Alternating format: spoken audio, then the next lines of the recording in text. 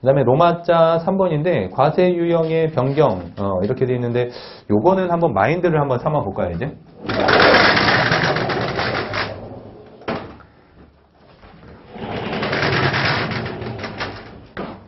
과세 유형이 변경이 됐다 이런 얘기인데 이 로마자 3번에 있는 과세 유형의 변경은요.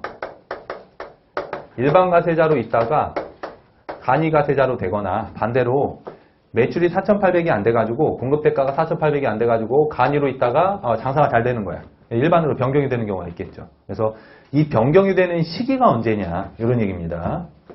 간이에서 일반으로, 일반에서 간이로 바뀌는 시기가 언제냐. 여러분들이 사업자 등록을 할 때 그쪽에서 한번 물어봐요. 간이로 하실래요? 일반으로 하실래요? 물어봅니다.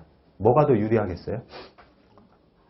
일종의 간이가 유리하다고 다들 알고 계시거든요. 근데 아무 상관없이 간이로 했다가는 큰일 납니다. 이게 무슨 말이냐면 일반 과세자는 매출세액에서 매입세액을 빼서 세금을 내는데 이 금액이 문 열자마자 누가 장사가 잘 돼요? 안 되죠. 매출세액은 얼마 없는데 그래도 예를 들면 여기를 뭐 커피숍으로 따진다고 한다면 집기라든지 뭐 책걸상이라든지 이런 걸 사야 되잖아요. 따라서 매출액은 별로 없는데 매입액은 엄청 많은 거야. 사업 준비할 때. 따라서 일반 과세자는 매출액이 없고 매입만 엄청나게 많다면 환급세액, 마이너스 금액 환급세액이 나오는데 간이 과세자는 환급을 못 받아요. 0보다 작았을 경우에는 매출액보다 매입액이 클 것으로 예상이 된다면 처음에 사업자 등록할 때 간이 과세자로 하시면 안 되는 거야. 만약에 환급이 나올 것 같다 그러면 차라리 이걸로 한 다음에 환급을 받으시는 게 더 좋습니다. 만약에 매출이 안 되면 자연스럽게 일반 과세자로 등록을 했던 것이 간이 과세자로 과세 유형이 변경이 될 거예요. 그때 가서. 어쨌든 무조건 간이가 유리한 건 아니에요. 어쨌든 사업자 등록을 합니다.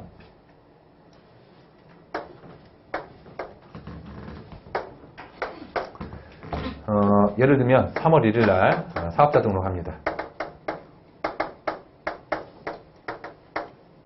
사업자 등록을 뭐 다들 간이가 유리하다고 생각을 하고 계시니까 간이로 해가지고서 등록을 했다라고 볼게요. 사업자 등록을 할 때 간이 과세자로 해서 등록을 했더라.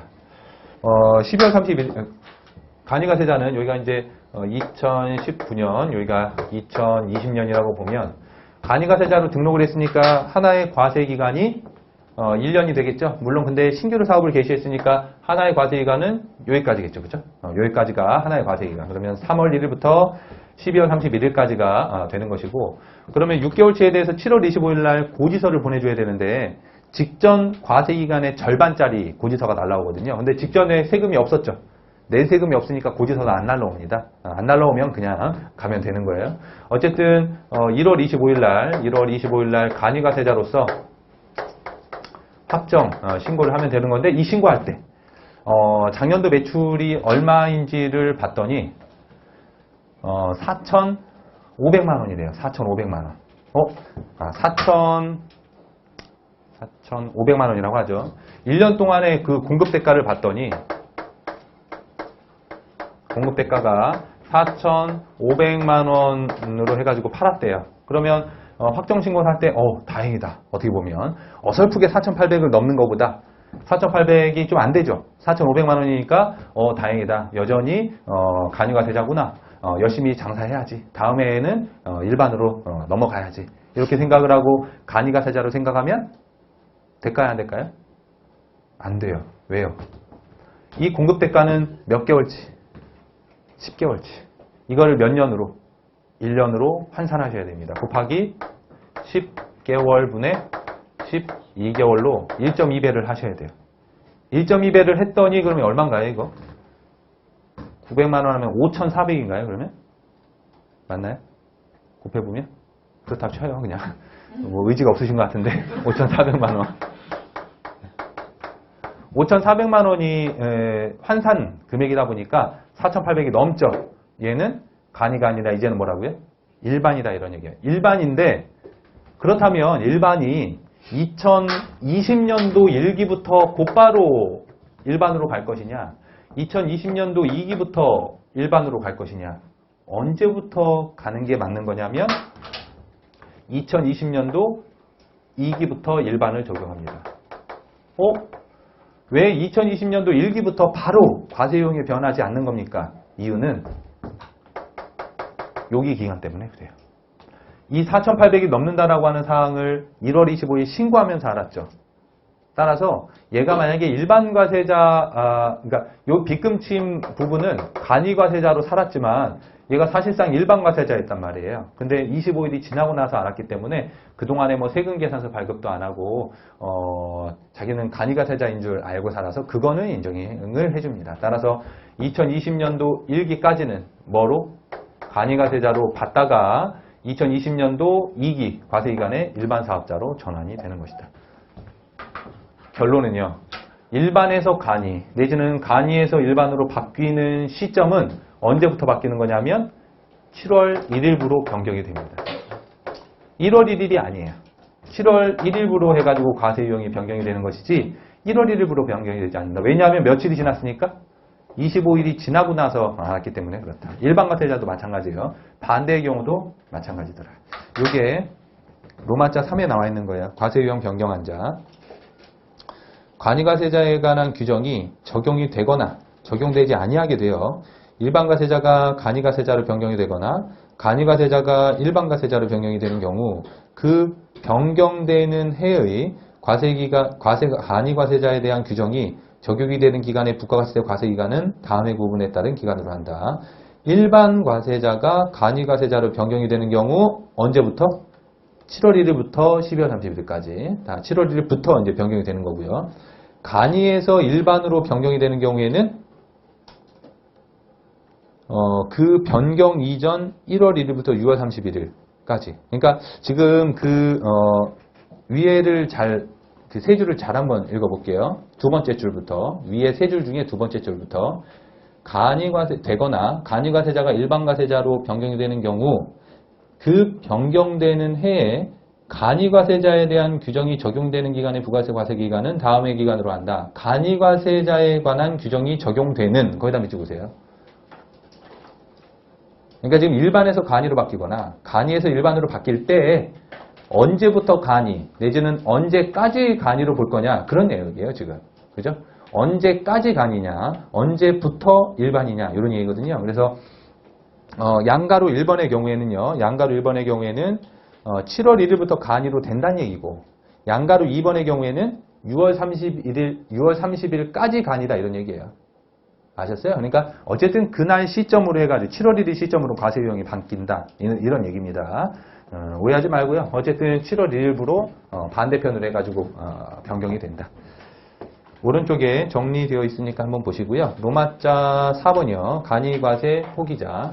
간이과세 포기인데 간이과세 포기라고 하는 거는 얘는 뭐냐면 간이를 포기하면 누가 된다는 얘기냐면 포기하면 일반과세자가 된다는 얘기거든요.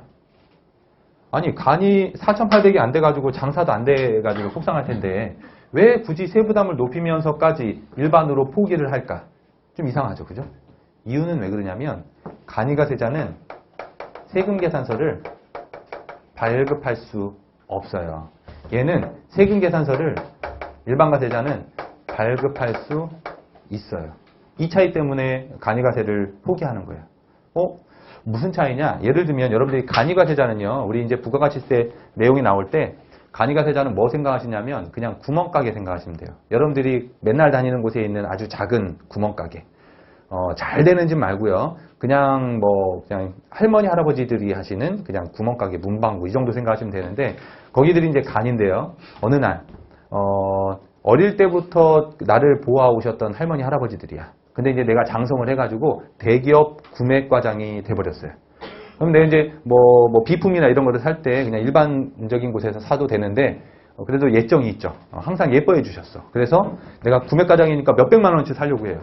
네, 할머니한테 가서 할머니 제가 어떻게 돼가지고 어디 취업을 해서 구매과장이 됐습니다. 제가 학용품만 해서 500만 원어치 좀 사드릴게요. 해가지고 할머니가 이제 연태까지는 간이과세자였는데 500만 원어치 사니까 되게 좋아하시죠. 근데 문제는 내가 예를 들어서 500만 원을 지출하고 그 학용품을 사면 그 500만 원의 10%만큼은 세금 계산서를 받아가지고서 공제를 받아야 되거든요. 결국에는 450만 원 주고 산 거나 마찬가지예요. 사업자는. 어쨌든 그거는 그 간이가세 그 문방구 할머니는 나한테서 500만 원을 이게 500만 원짜리를 팔고 그 450만 원에 50만 원을 받죠. 그러고 난 다음에 자기는 450만 원만 갖고 50만 원을 세금을 내야 된다 이런 얘기인데, 일반가세자라고 한다면 세금계산서를 발급을 해줘가지고 450만 원의 학용품을 사는 꼴이지만, 그 사람이 간이가세자면 세금계산을 발급할 수 없어요. 그러면 구매가정은 500만 원 주고 10% 공제를 받아야 되는데 안타깝게도 세금계산을 발급이 안 된다는 거야. 그러면 10%나 비싸게 주고 사겠어요? 거래가 안 되겠죠. 따라서 한 번 간이가세자는 사업소득, 그러니까 사업자와 거래하기가 되게 힘든 거예요. 우리 최종 소비자는 세금계산서 필요 없잖아요. 그죠? 그러니까 그냥 돈 주고 사지만, 간이가세자가 사업자를 상대로 해가지고서 거래가 되려면 세금계산서를 발급을 꼭 해야 된단 말이죠. 이럴 경우에는 어떻게 한다? 간이가세를 포기하고 일반가세자로 돌아간 다음에 세금계산서를 발급해주면 거래가 성사가 된다 이런 얘기입니다. 그래서 어떻게든 4,800만 원을 빨리 벗어나야 되잖아요. 벗어나려면 세금계산서를 발급할 수 있게 해줘서 장사가 잘 돼서 4,800만 원을 높여야 되는, 올라가야 되는 건데, 얘가 간이가세 포기 제도를 통해 가지고서 일반으로 넘어갈 수 있게끔 그렇게 해주고 있다. 이게 이제 간이가세 포기라고 하는 제도예요. 읽어보면, 간이가세자로서의 과세기간, 포기 신고일이 속하는 과세기간의 개시일부터 그 신고일이 속하는 달의 말일날까지의 기간이다. 거기 그 주석을 볼게요. 주석. 포기 신고일이 언제냐면, 부가세법상 간이가세자가 간이가세를 포기하고 일반가세자가 되고자 하는 경우에는 밑줄 보세요. 그 적용을 받고자 하는 달의 전달 마지막 날까지. 그 적용을 받고자 하는 달의 전달 마지막 날까지 간이가세 포기 신고를 하자 이런 얘기입니다. 그러면 예를 들면 내가 3월 1일부터 일반가세자로 되고 싶어. 그러면 2월 28일에까지는 신고하는 겁니다. 그러면 2월 28일까지가 간이고요. 3월 1일부터는 일반을 적용받게 되는 거예요. 아셨죠? 그래서 간이가세 포기까지 알고 계시면 되겠습니다. 됐어요? 잠깐 좀 쉬었다가요. 4절의 납세지 하도록 할게요.